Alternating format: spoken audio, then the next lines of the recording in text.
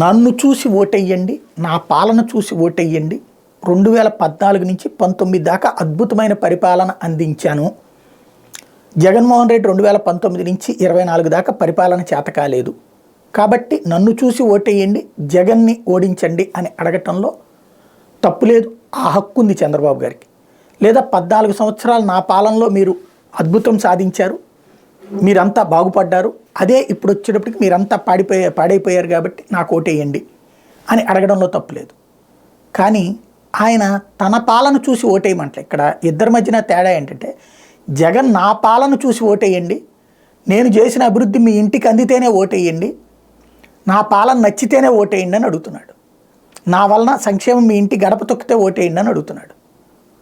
అంటే అతనికి నమ్మకం 90% మందికి దక్కిందని. దక్కనటువంటి వాళ్ళు ధనవంతులు, వాళ్ళు ఓటు వేయరని కూడా అతను నమ్ముతున్నాడు. అదే సందర్భంలో చంద్రబాబు నాయుడు జగన్ని చూసి నాకు ఓటేయమంటున్నాడు. జగన్ మంచోడు కాదు, వివేకానంద రెడ్డి మర్డర్ కేసులో హంతకుల్ని కాపాడుతున్నాడు అని సునీత తర్వాత షర్మిల చెప్తోంది కాబట్టి నాకు ఓటేయండి.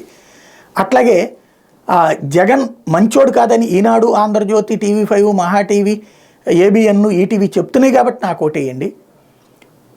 భారతీయ జనతా పార్టీ, జనసేన ఇద్దరు కూడా జగన్ మంచోడు కాదని చెప్తున్నారు కాబట్టి నాకు ఓటేయండి. వాళ్ళిద్దరు నాతో ఉన్నారు కాబట్టి నాకు ఓటేయండి. ఇదే తప్పించి నా పాలన 2014-19లో అద్భుతంగా ఉంది అని ఆయన చెప్పట్లా. పత్రికలు మాత్రం జగన్ ఇందులో ఫెయిల్ అయ్యాడు, అప్పుడైతే చంద్రబాబు టైంలో అయితే 80% సంతోషం, 90% సంతోషం అని అప్పుడు చెప్పినట్టే ఇప్పుడు రాసుకొస్తున్నాయి. 80% పని అయిపోతే జగన్ ఏం చేయలేదంటూ. తద్వారా బాబు నమ్ముకుంటుంది ఆ 6 మీడియాలనే తప్పించి జనాన్ని కాదు. జనాల్ని మాయ చేయడం ఆ 6 మీడియాలకి చేతనొచ్చు అన్నటువంటిది బాబు గారి నమ్మకం.